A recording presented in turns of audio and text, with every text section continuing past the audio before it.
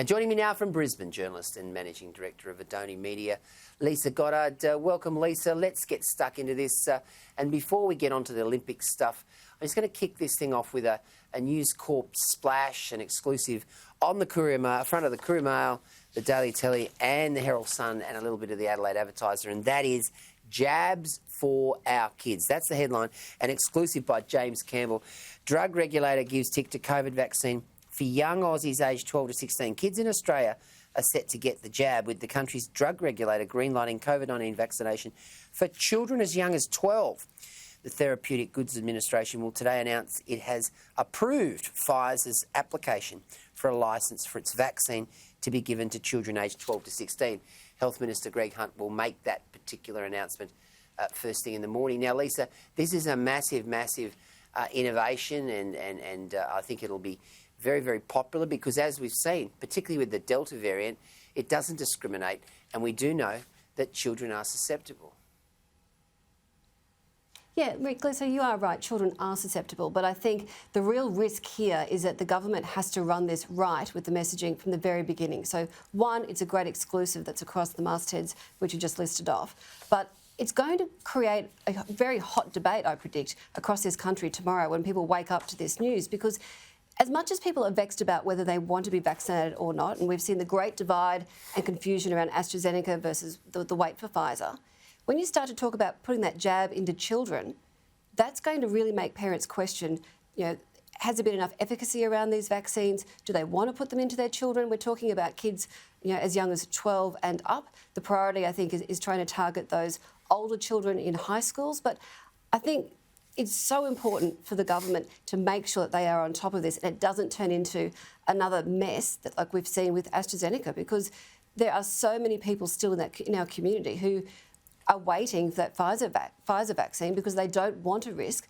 the AstraZeneca. And look, we all know you could go out and leave the studio tonight and be hit by a car, and you'd probably have a greater chance of that than actually getting a blood clot. But when we're actually seeing more deaths being reported, as we have in the past sort of 24 hours, there is a lot of vaccine hesitancy out there.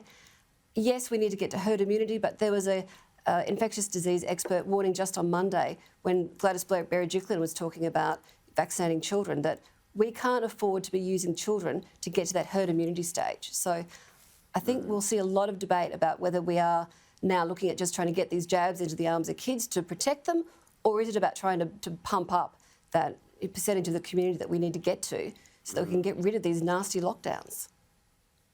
Well, Lisa, you mentioned vaccine hesitancy. And if we go to the front of the Australian, the headline's Astra Blitz. PM says get the jab now. Scott Morrison has apologised for the nation's behind-schedule vaccine program and told young people the AstraZeneca jab is available right now in a bid to speed up inoculations in the face of a COVID-19 outbreak that has forced half the population into lockdown after days of criticism about the vaccination program, which is 2 months behind its original targets. The Prime Minister said he was sorry for its shortcomings as he announced pharmacists would be recruited to give the role extra horsepower. Now, I saw Richard Miles on Kieran Gilbert's show this afternoon basically saying that clearly the Prime Minister had been told by advisors that their research showed that he should apologise. He said that the fact that he was kicking and screaming before he actually apologised was not a good look. What are your thoughts? Well, the media, particularly the left media, have very much been pushing for we want an apology. So there's been an immense amount of pressure on the Prime Minister to say that word.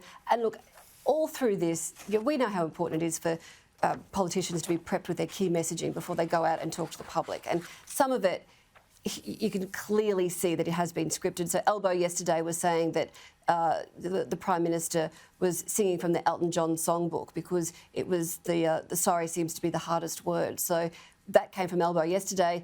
Then we saw the Prime Minister today. Yes, he said he was basically apologising that we were not on track to where we should be, but he has to get this back on track. We have to all get behind this vaccination plan and make sure that we can get this country into a position where we don't have to have 13.5 million of us locked down as we sit here tonight. So the Prime Minister admits he's got a big job ahead to try and turn this around.